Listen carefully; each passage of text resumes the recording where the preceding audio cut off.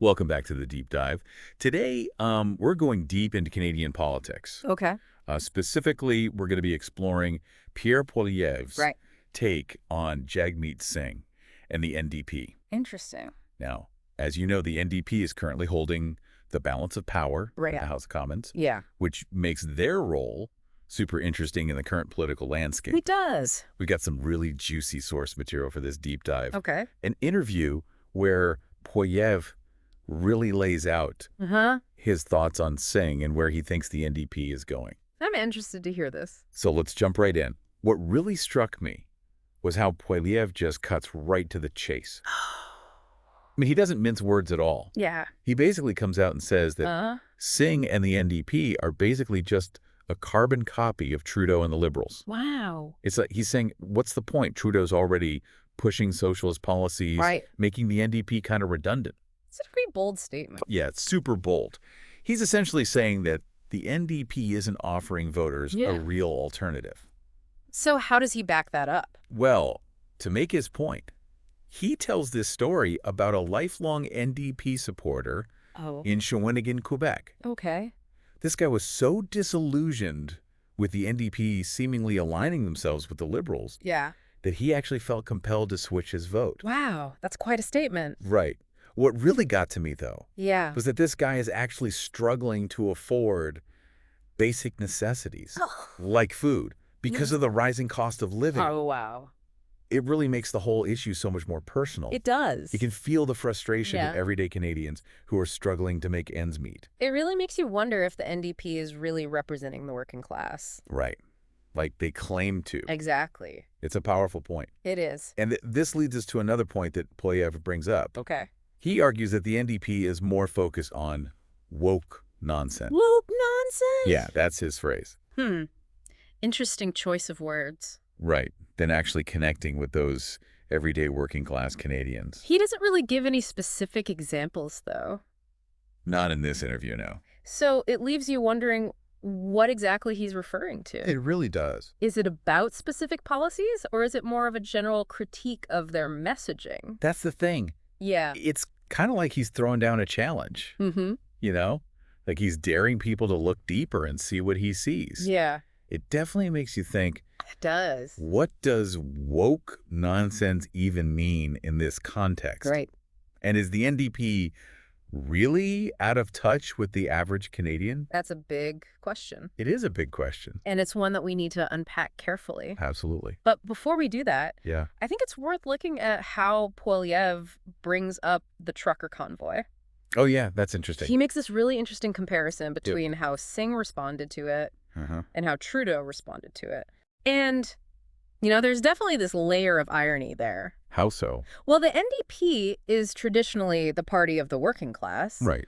But they ended up being even more dismissive Oh, wow. of the Trucker Convoy Okay. than the Liberals. So the NDP is even less supportive of the working class than the Liberals. Well, that's the irony that Poilievre's pointing out. It definitely makes you think twice about their image It does. as champions of the working class. Yeah, it really challenges that image. Absolutely. Yeah. And this leads to Poilievre's next big point, Which is? this idea of betrayal. Oh. He's essentially arguing that the NDP has turned its back on the working class Wow. to become just another part of what he calls the elite institutional aristocracy. Elite institutional aristocracy. That's quite a phrase. Right. It's like he's painting this picture of two completely different realities. Okay. On the one hand, you have people with secure work-from-home jobs Right. who basically sailed through the pandemic. Yeah.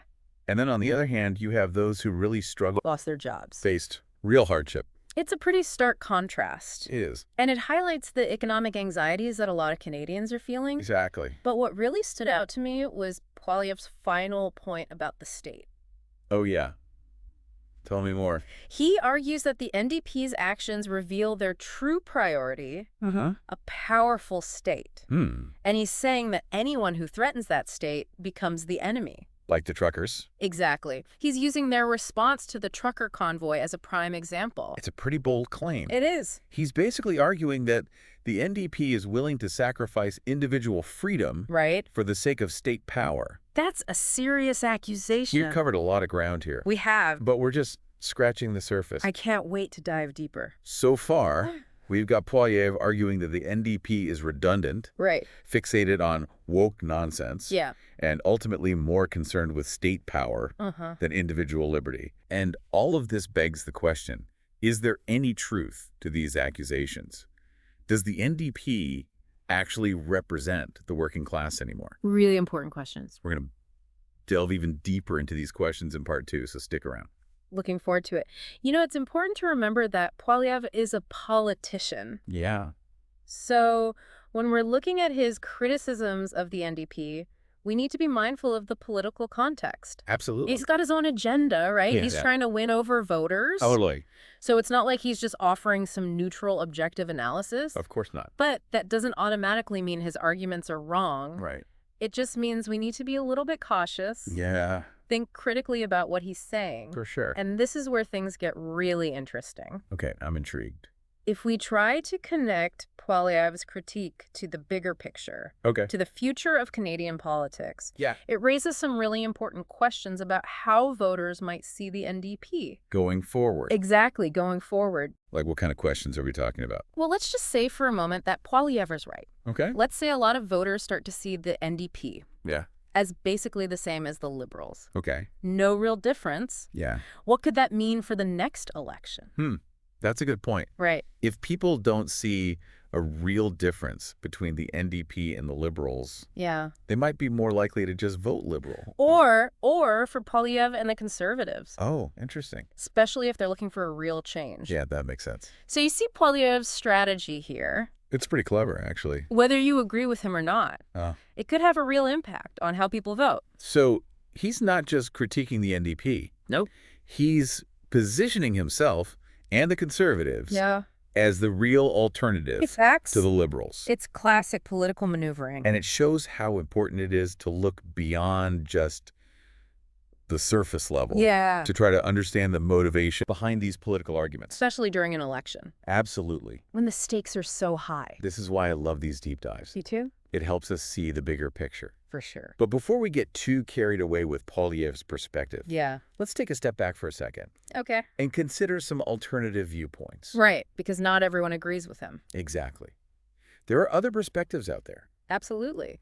Some people might argue that the NDP plays a really important role Okay. in holding the government accountable. Even if they're in a coalition with the Liberals. Even then, Interesting. they might point to specific NDP policies Yeah. or initiatives that have actually helped Canadians. Like what? Well, remember when they pushed for expanded access to dental care? Oh, yeah? Or their efforts to increase affordable housing? Right. Those were big issues. Those are concrete examples of the NDP actually making a difference. Okay. I see your point. And let's not forget about their focus on social justice issues. Even the ones that Poilievre might call woke nonsense. Exactly.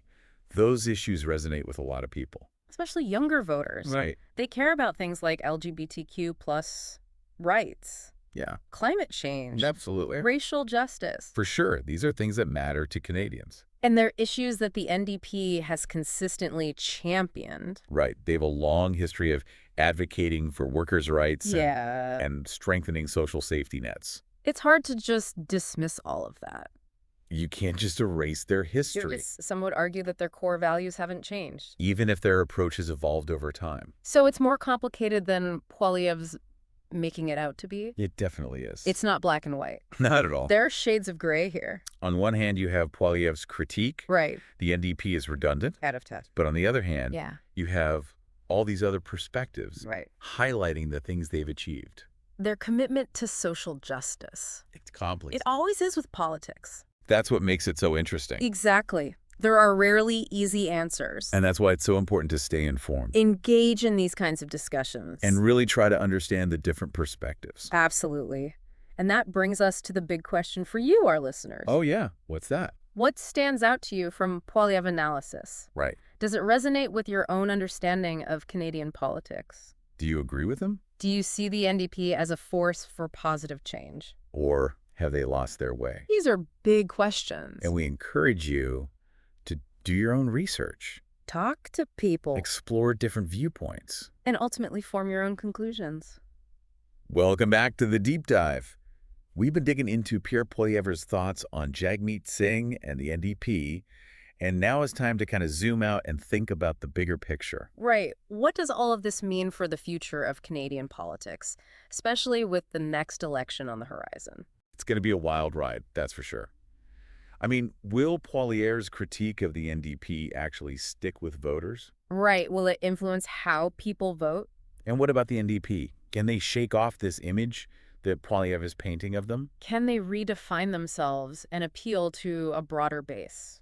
These are the questions that are going to shape the future of Canadian politics. Absolutely. And it's important to remember that things can change so quickly in politics. Oh, yeah. New events pop up, new issues emerge. It's like a constantly moving target. You can never really predict what's going to happen next. Exactly. But before we get too lost in speculation, I want to go back to something that Poilievre said earlier. Okay, what's that? This whole idea of the NDP abandoning the working class. Right, that was a pretty bold statement. It was, and I think it deserves a closer look. Yeah, it's a complicated issue for sure.